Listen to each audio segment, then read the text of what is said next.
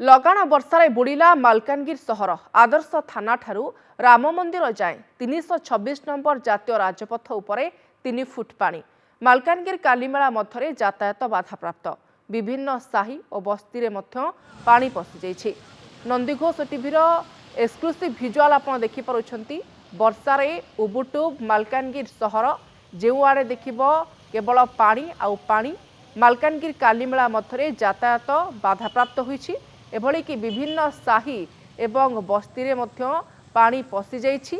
लगाण वर्षा जोगु सहरर अवस्था बेहाल होइछि। ए संपर्क में सूचना पाई फोन लाइन रे अछंती ईश्वर पट्टनायक मालकानगिर रिपोर्टर।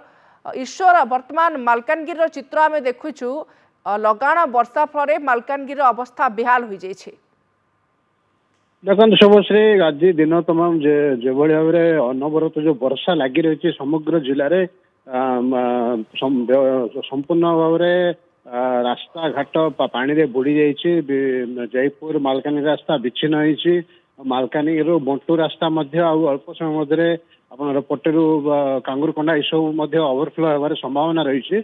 विशेषकर एथर देखागला मालकानगिरी सहर में जो भाया परिस्थिति होती जो भाया वर्षा होती आज साही बस्ती बासिंदा एपरिक मुख्य रास्तार पानी फुटेरु 2 फुट पानी से रोचे जमिकी रोचे जहाँफल कि यातायात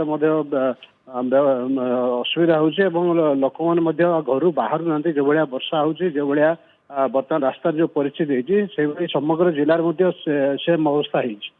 निश्चित भाव में लगाण वर्षा जोगु समग्र जिला वर्तमान जलार्णव हो उठी और घर बाहर मुस्किल हो जाइए। बाध्य होई लोक माने दैनंदिन काम बाहर को बाहर।